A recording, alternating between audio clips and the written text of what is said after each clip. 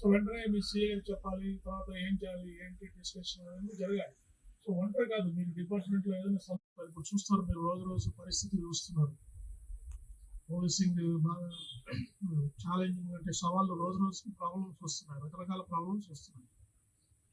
So ఏం చేస్తారు మీరు? ఎస్హెచ్ఓ అంటే ఒక మండలానికి మీరు ఇన్ఛార్జిగా ఉంటారు. మండలంలో ఉన్న దాదాపు మన దగ్గర అయితే సో 14 days టైం ఉంటుంది. ఇటువంటి ఏదన్నా ఒక వైట్ కలర్ నేరం జరిగింది, ఎవరన్నా మా పాపని రేప్ చేశారంటే, లేకపోతే ఏదైనా ఇది జరిగిందంటే కాంప్రమైజ్ చేయడానికి ట్రై చేయాలి. పోక్సో చట్టం కింద కేసు కట్టకుండా, పాపని, చిన్న పాపని రేప్ చేశారంటే ఏం కేసు కడతారు? పోక్సో కేసు కడతారు.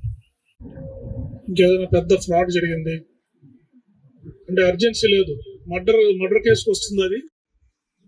సో ఇట్లా ఏదైనా కంప్లైంట్ వస్తే వెంటనే కేసు రిజిస్టర్ చేయకుండా వాయిదా వేయడం, రేపు రాపో ఎల్లుండి రాపో అని చెప్పడం. ఇప్పుడు నేను చేరినప్పటి నుంచి అదే పరిస్థితి ఉంది. చెప్తున్నారు కోర్టుకు రిపోర్ట్ సబ్మిట్ చేస్తున్నారు. అటువంటి వాడిని జరగకుండా ఇప్పుడు డిఎస్పీస్ని వెరిఫై చేసి 10వ తారీఖు కల్లా హైకోర్టుకు రిపోర్ట్ సబ్మిట్. జనాభా ఎక్కువ ఉంటుంది, 40,000-50,000 మంది పాపులేషన్. మీరు అక్కడ ఉన్న ప్రజాప్రతినిధులు అట్లా మీరు, మనం ఏమైపోతుంది, చాలా మంది ఎస్ఐలు, సీఏలు పోలీస్ స్టేషన్లో డబ్బులు తీసుకుంటూ కూడా సీసీటీవీలో దొరికి. ఓకే, మనకి కొన్ని ప్రొవిజన్స్ ఉన్నాయి. మీకు బిఎన్ఎస్ఎస్ చెప్పారా?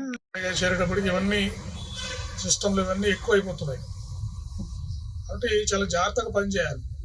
చాలా మంది ట్రాక్ రికార్డు చేరినప్పుడు బాగానే ఉంటారు, కొద్ది రోజులకి చాలా మంది తీసుకొచ్చి లోపల వేయడము, ఇట్లవన్నీ జరుగుతున్నాయి. అందుకని సీసీటీవీ కవరేజ్లో ఉంటారు. ఈవెన్ మీ ప్రైవేట్ రూమ్లో వింగ్స్ ఉంటాయి. సో పలానా పోలీస్ స్టేషన్లో మీకు నచ్చలేదు, ప్రాబ్లం ఉంది, వేరే పోలీస్ స్టేషన్కి మీరు మార్చుకోవాలి. ఓకే, ధైర్యంగా వచ్చి చేయడం. ఆ పవర్ వస్తేనే, ఆ స్టేషన్ సీట్లో కూర్చుంటేనే అంతా వచ్చేసారి ఇట్లా పొరపాటు జరిగింది. అది నేను సీఏకి, డిఎస్పీకి, అవసరమైతే ఎస్పీకి నా దగ్గరికి వచ్చి చెప్పాలి. సో దట్ మేము ప్రాబ్లం ఎలా సాల్వ్ చేయాలని ఆలోచిస్తాం. ఓకే, ఎప్పుడు ఒంటరిగా మీరు ఉండరు డిపార్ట్మెంట్. మీరు ఏదైనా ఇండివిజువల్గా ఏదైనా చేస్తే మీకు 40 ఎస్ఐలు ఉంటారు.